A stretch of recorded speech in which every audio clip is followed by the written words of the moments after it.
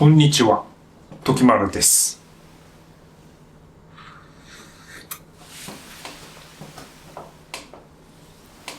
ネスカフェが今日も暑いです。皆さんこんにちは。今日思ったのは、人生はそんなに楽しくないっていうこと、それを知るっていうことが大事なんじゃないかなって思って。で、それは期待値を下げるっていうことにもつながるとは思うんですけど、やっぱりね、みんなその人生は楽しいものだって、楽しくしていかなきゃいけないっていうふうに、誰もが思ってると思うんですよね。それは多分人間的な性質もあって、その幸せを追求していくこととか、日々を昨日よりも今日を良くしていくこととか、そういうことを考えていて、多分それに対する欲求があると思うんですよね。欲求の話で言うとマズローの5段階欲求みたいな話がありますけども、だんだんまずその生活レベルみたいなものを整えて生理的な欲求とか、あと、身体的な欲求とかが満たされると、最終的には自己実現の欲求にたどり着くっていう風な、だから多分そういう風な元々持っている人間の性質みたいなのがあるから、なんか人生をよりね、楽しく生きたいっていうね、そういう考え方が生まれると思うんですよね。でもね、多くの人が多分昨日と同じ 80% から 90% は昨日と同じことを今日も繰り返してるんじゃないかなって思うんですよ。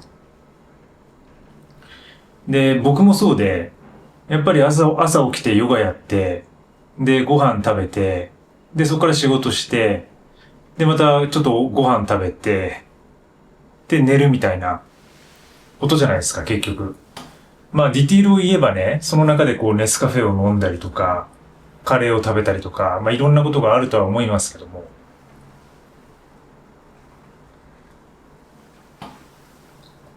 で、なんかスティーブ・ジョブズがね、昨日と同じことをやっていてはダメだと。これがまた今日も繰り返すようだったら今日何かを変えなければならないっていうことを毎日ね、自分の鏡にね、向かって、鏡の中の自分に語りかけて、で、違うことを挑戦してきたっていう話もありますよね。だからその何かを変えなきゃいけないみたいな、でもその焦りみたいなものが出てきたりして、空回りする。で、それに気づいて、成長してない自分に対して悲しくなるみたいな、そういうパターンが結構ね、繰り返されてるんじゃないかなって思うんですよね。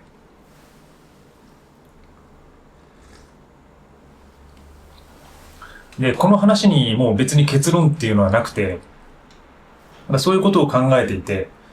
だから期待値をやっぱり下げるってことが大事なんじゃないかなと思ってるんですよ。人生って楽しいものだ。楽しくしなければならないって思うから苦しくなるんですよね。だからそもそも人生っていうのは楽しくないんだと。きついものだっていうことを考える。これはもう、仏教的でもあるし、ヨガ的な考え方でもあるんですよね。で、生まれてからやっぱり本当にこの苦しみの中で生まれてきて、で、出てきた瞬間にその人の苦しみは始まるっていうのが仏教ですよね。息を吸って、で、泣きながら生まれてきて、で、そこからお腹が空いて、で、母のね、お母さんの母乳を求めて、で、空腹が満たされたと思ったら眠くなって寝て、みたいなものを繰り返していって、で、だんだんいろんな知恵とか知識とかがついてくると、今度は自分が自己実現をしたいっていうね、さっきのマズローの段階に入ってくると思うんですよね。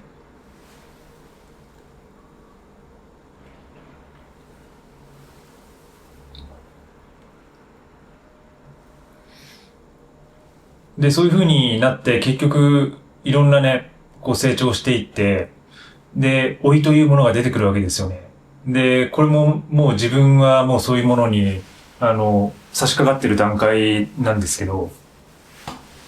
やっぱり今度、老いとの戦いになっていくっていうのかな。やっぱり40、50過ぎてくると今度は結構病気の話とかね、体調とか健康の話ばっかり出てくるでしょ。なんか、そういう風になってくるでしょ。で、どこの保険がいいとか、その保険の話とか出てき始めたらさ、なんか20代の頃とかはさ、もっと楽しいこと話してたはずなのにさ、だんだんさ、その病気とか保険とかさ、そういう話になってくるじゃないですか。そこをいかにそのユーモラスに展開していくかっていうことが、なんか一つその生きる鍵。でもそれはあまり楽しくしすぎないっていうのかな。そのバランス感覚が非常に難しいなって考えてます。本当に散漫になってますけど、この話は。で、例えばほら、三浦淳さんとかがよく言ってるのが、三浦淳さんはもう若作りをやめてるんですよね。で、若作りをしない代わりに何してるかというと、老い作りっていう、逆にその、いかに自分を老けさせるかってことをやってるんですよ。これが面白くて。大体ほらみんなね、60とかになったらその若作りするじゃないですか。若くいようって。でもね、三浦淳さんはね、もう髭ぼうぼうにして、で、もうなんか蛇の杖とかをこう持って、本当にその80とか90ぐらいのおじいちゃん、もう仙人に見えるような雰囲気をあえて作ってると。若作りじゃなくて老い作り。このなんかユーモアな転換っていうのは、なんかかなり仏教的でもあるし、で、今日を生きるっていうことをよりね、楽しくしちゃうっていうのかな。だから期待しすぎてはいけないし、楽しいものとは、思わないのが基本なんだけど、楽しくなっちゃうっていう状況になるんですよね。そうなってくると。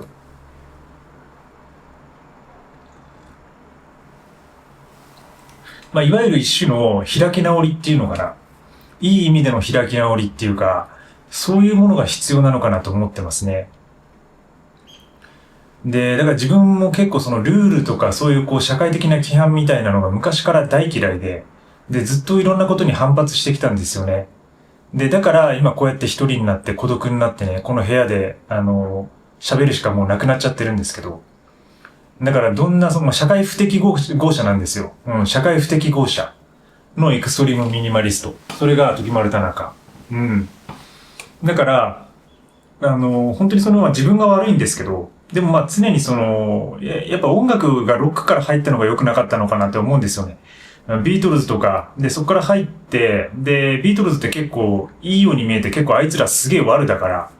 ら、悪なんですよ、裏は。ローリングストーンズよりも悪かったぐらいな感じなんですよね。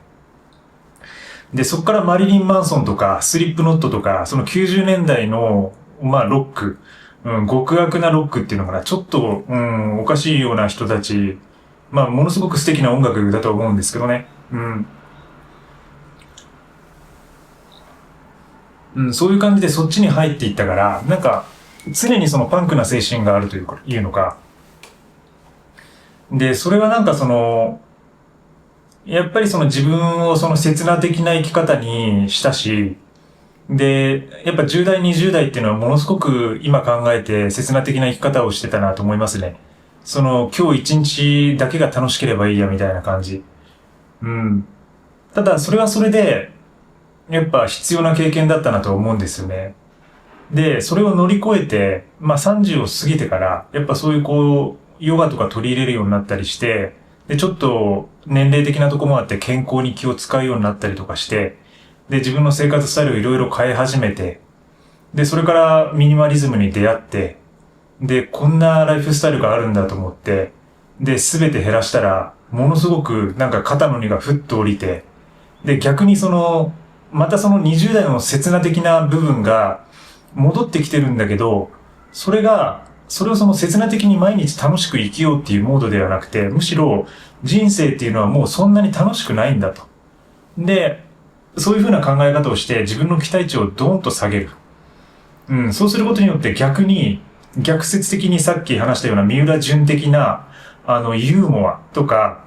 アイロニーですよね。アイロニカルな転換が自分の中でできてくると、逆に、日々が楽しくなっていく。それは開き直りであるし、もうどうだっていいやとかどうなってもいいやみたいなことでもあるし、で、それは実際自分が物を持たないことによって、もう明日から、引っ越ししてもいいし、海外に1ヶ月逃亡することもできるし、何でもできるんですよね。やろうと思えば。物が少ないんで。で、まあ、住民票とかっていうのが、やっぱりその、国的なね、縛りっていうのが問題ではあるんですけど、で、それは多分ね、なかなか難しいとこで、これ今後もまあいくら世の中が便利になっても、その辺のなんかこう、ね、国籍とか、自分の所属とか、居住地とか、住民票とか、その政治的な手続きとかっていうのは、なかなかなくならない部分だとは思うんですけど、だからその中で自分がいかに精神的に自由になるかっていうことを模索していると。で、その中に、それをブーストさせるためのツールとしてミニマリズムがあると。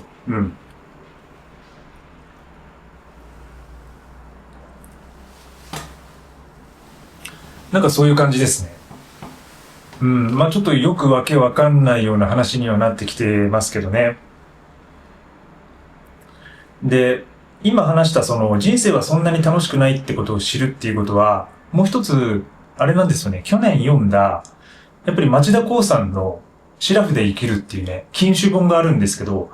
禁酒小説っていうのかな。エッセイみたいなもんですけどね。それともまた繋がってくるところがあるんですよね。確かその本にも、そういうことが書かれてて、だから多分それが自分の頭の中にぼんやりと残ってたんでしょうね。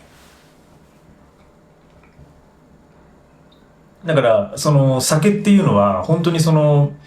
マイナスでしかないって、負債でしかないっていうことを書いてるんですけど、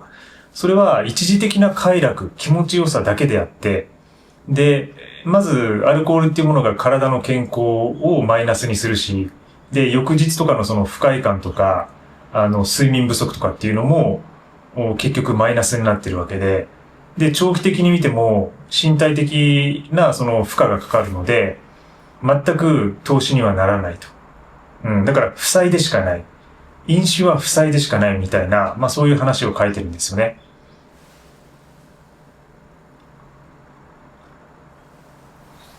でも、そのなぜ酒を飲んでしまうかというと、やっぱりその気持ちよさとか、その美味しさとかを知ってるからであって、飲むことによって、この一瞬、この1時間、2時間、この夜が楽しくなるとね。で、飲んじゃうんですけど、じゃあそれをいかに回避するかっていうところで、町田さんが言ってるのが、その、人生っていうのはもうそもそもそんなに楽しくないものだっていうのを自覚するっていうこと。っていう話をしてましたね。多分それだ。多分それが自分の頭の中にぼんやりと残っていて、で、なんか今日はそういう風な話をしたいなって多分思ったんでしょうね。思い出しました。今話していて思い出した。そうだ、だからその禁酒の文脈とも関わってくるんですよね。で、人生はそんな楽しくないものだっていうことを知っていれば、もうそれ、だから楽しくないのが普通なんだから、じゃあその通常の状態において、日々のね、小さな幸せとかを噛み締めながら生きる方が、その、全くそのマイナスがなくてね、どんどん人生は好転していくっていう、むしろ。楽しくないんだけども好転していくっていう風なループに入っていくっていう。そういうところなんだと思います。だから、まあ自分も、まあ最近そういう風なループに入っていて、で、まあどんどんお酒の量も減らしているし、この間ね、ミニマリストはバーにいるっていうね、冗談みたいな動画作ってましたけど、いないだろっていうね、まだね、多分突っ込んでくださってる方いないんですよね。ミニマリストはバーにいるっていうね、いや、いねえだろっていう。いや、いないでしょっていうのをね、ちょっと自分は表現したかったんですけど。だからそういう意味でもなんかその、ちょっとロックっていうのか、なんかこう外れてるっていうのか、なんかね、とにかくね、わけわかんないことやりたいんですよね、今年は。なんかそういう気分になってきてます。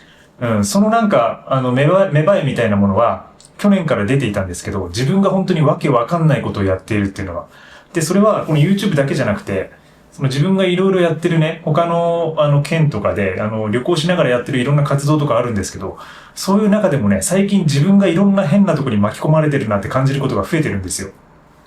だから、これは普通に生活してたら、そういうとこには巻き込まれないだろうっていうね。まあ普通っていうのが何かわかんないけども、例えばそのどっかの会社に所属したりして会社員としてね、サラリーマンみたいな感じで働いていて、で、なんか家のローンとかあってね、それを返すために毎日働かなければいけないみたいな状況だったら多分そこに自分は行けなかったんじゃないかなと思っていて、で、本当になんかその自分がなんでそのビワの収穫をしてるのかとか、例えばね、なんで琵琶の袋掛けをしてるんだろうみたいな。もうなんかその状況自体が、よくその想像できなかったというか、よくほら、小学校とかでなんか将来の夢書いたりすることあったと思うんですけど、ああいうのにさ、将来自分がどういうことをやってるかっていうのを、で、大体当たってないですよね、多分ね。皆さんね。まあ、それと同じような夢を叶えている人は、もちろんいると思いますし、それは素晴らしいと思いますけど、多分少数派ですよね。多くが、そこで書いたものっていうのは実現してなくて、こんな変な日常を送っている。で、今変な日常を送っていることに自分が気づくっていうこと。気づけると、それがね、逆にその楽しみっていうか面白さみたいなものに転換されて、またね、なんか20代の頃の切なさとは違うような、切な的な生き方。切な的なんだけども持続可能性があるっていうのかな。ちょっとあまりうまく言葉では表現できないし、自分の中でも考えがまとまりきれてないところはあるんですけど、なんかそういう感じがしますね。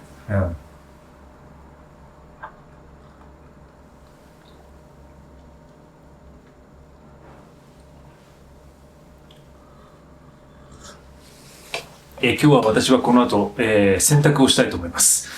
皆様も良い一日をお過ごしください。それではまた次回の放送で。またの。